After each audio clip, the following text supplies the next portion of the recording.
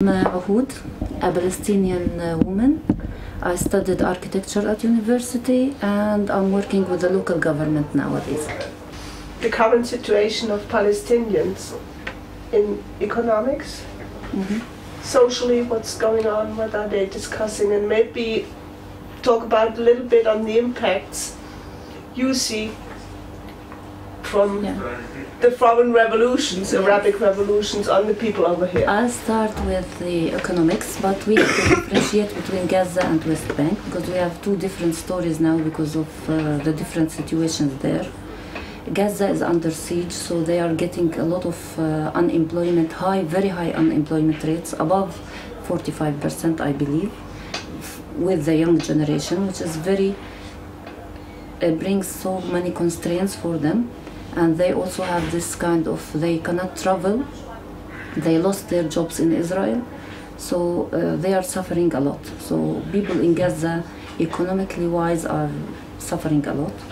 For the Palestinians here in West Bank, it's a little bit better, but in a sense that we have accommodated ourselves to the situations that are going on here. Before we have more people working for the private sector and in agriculture. Now most of these jobs have been also lost for different reasons, and people are now tending to go towards the services, working in services, like working in government, working for the LGUs, local governments, working in NGOs and things like that. These are offering jobs for the young generation. In general, we have high unemployment rates for both, in both areas. Which are about here in the West Bank? Here in the West Bank, I'm not sure about the statistics, but it's relatively around 20%. It's not an easy one. Yeah. Yeah, but still, since the borders are a little bit open, young people can travel and work for the Gulf or work somewhere else or something like that, or accommodate themselves with the offers that they have here in West Bank. So this is economically speaking. We don't have a boom in tourism. We thought that we could work on tourism, but that has to deal with politics because we don't have this stable peace process and things like that. So still this kind of track sector could be very good for Palestinians, but it's not used up to now. That's from the economic side. From the social side, I think we are like the Arab world. We share the same backgrounds, the same cultures, and the same constraints and good things that is there in the Arab world. We have a very strong young generation. More than 45% of our population are young. So that means good potentials, but at the same time, problems that come with it. They need jobs, they need to get married, they need to start new life and things like that. So it comes with the package. But in general, socially speaking, we're around the same level of any other Arab country around us. That leads us to your question about politics. And in Palestine, politics is something that you grow with. It's not something that you will be introduced to. You're born into. So yeah, we are born into these kind of struggles. Maybe the interesting thing is what is going with the Arab world is that people are recognizing that it's not the Palestinian cause is the core issue in the Middle East anymore. Now we are talking about people in the Arab world thinking about themselves and their inner problems. Maybe this is something that is not good for us, because at last before we had the sympathy of all the Arab worlds with us. Now we are sympathizing with the people in Libya, not the other way around. So I don't know if what is happening in the Arab world is good for us or bad. There are a lot of arguments here in the street. Part of it say it, if the Arab world is now freed from this monopoly of the Western world, if they are free, if they got more democracy, that means they will get more stronger and could be able to help us as Palestinians. Others see it's the other way around. If they are busy in reforming themselves, this will affect our cause and we will be left alone, and we are very weak to defend ourselves alone. So time will show. Yeah, time will show. Do you see any kind of unrests here on the West Bank, that people are demanding more rights, that people really spoke out openly about these political issues going on? In fact, if you see the history of the Palestinians, you will see that they have some kind of uprising every 10 years. In our history, it's that. We had something in 1987, the first uprising. We have something in 2001, the second uprising, or Al-Aqsa uprising.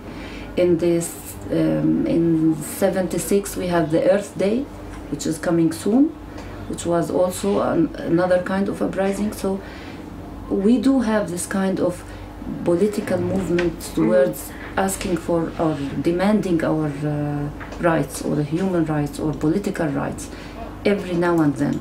Maybe every Palestinian generation passed through it.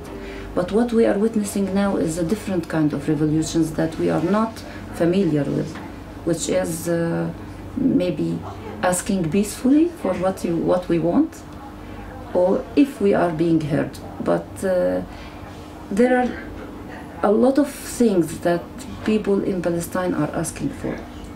There is the Palestinian-Israeli issue. This is one. There is the Is it the most important, though?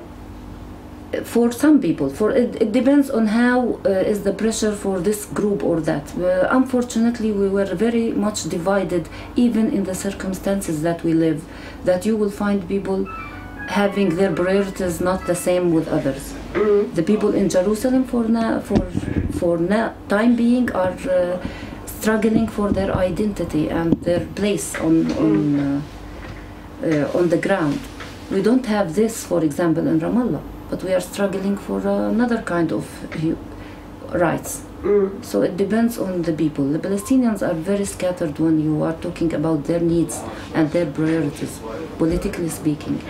But you have a lot of issues. You have the refugees, Jerusalem, land annexation and land ownership and all of these things. You have your social package and political package that you are asking not from the Israelis, but this time from the Palestinian Authority or from the control of Hamas. It depends on the region. So yes, there is a lot of potential of having demonstrations or asking for these kinds of rights. But when it will happen, and if it will have the enough mass to have impact, it's not that clear. But the discussion is going on, you're saying? I know, for example, that there is this refugee issue is now raising to the top of it. The state building is part of the questions raised. And whether do we have a deadline at the end of this year, or should we go further? There is a diplomacy war around it, and we don't know the implication of that to us as citizens here in West Bank. Yeah, you're working in the field of government. Yeah. Even though you are semi-government institution, what would you say are the major problems people facing here? Where are the major needs? I'm working with the local government level, which is a lower level of government, but it's still closer to the needs of people. When you are closer to the needs of people, you know that they are asking mainly for two things. Social democracy, if there is some kind of term like this, but they need their main human rights in that field.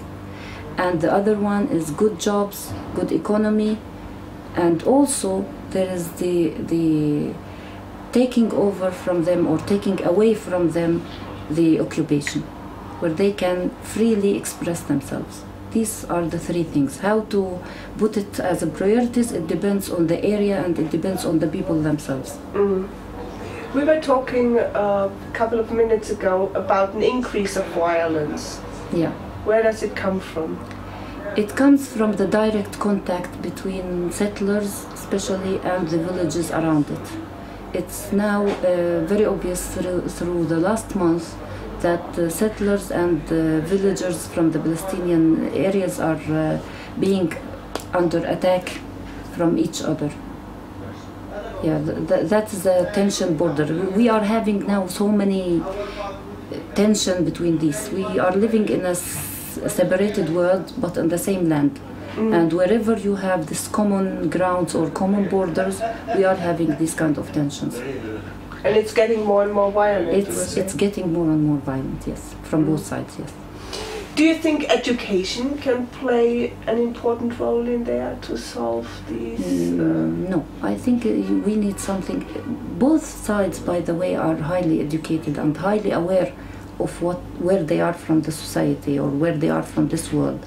The problem is that what is being done by governments is not enough to set the limits between both.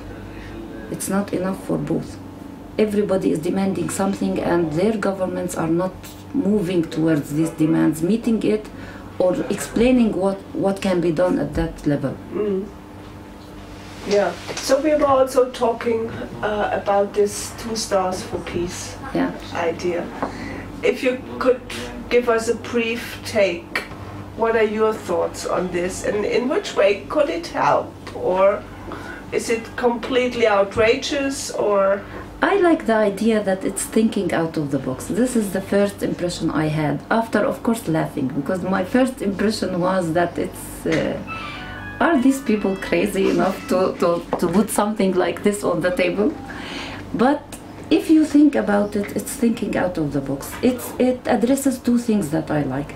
First, that you are giving me as a Palestinian a state, a recognition in the world, and a place in the map. This is good. This is the first thing that I got positive from it.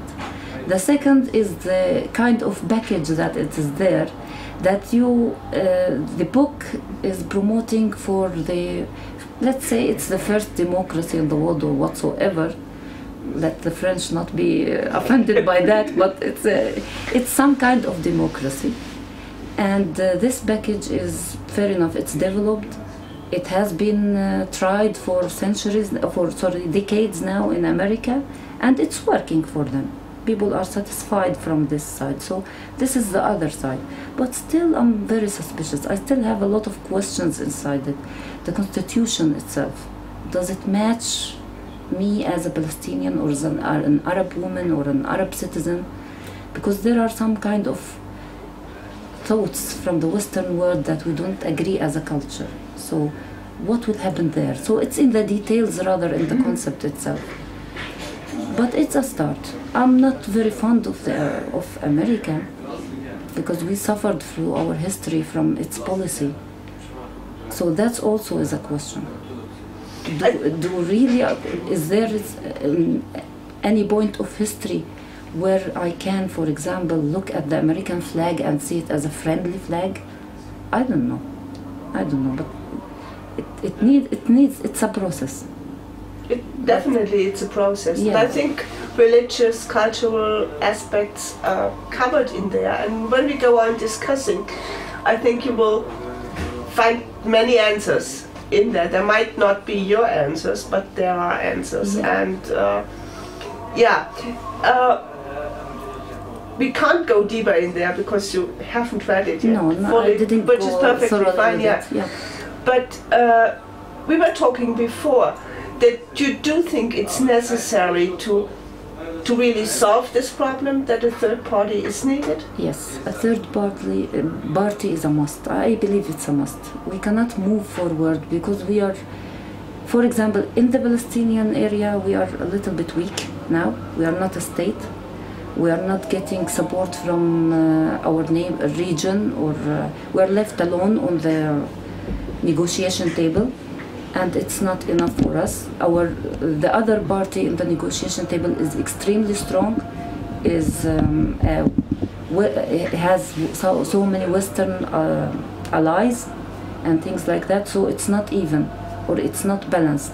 So we need somebody in there, and through the process there are a lot of mistrust, and when you have mistrust on the table for both parties, you need somebody to set some sense in the discussions. Otherwise, everybody will get to the other end, and they will leave the table at the end of the day. But there were people actually already within such processes. Yeah. But it didn't work out. It needs patience, it needs good diplomacy, it needs also delivering your commitments. The problem is, for example, when the Egyptians were part of a third party, or the Turkish were part of the third party, they were just sitting there doing nothing, or just listening to both sides and things like that.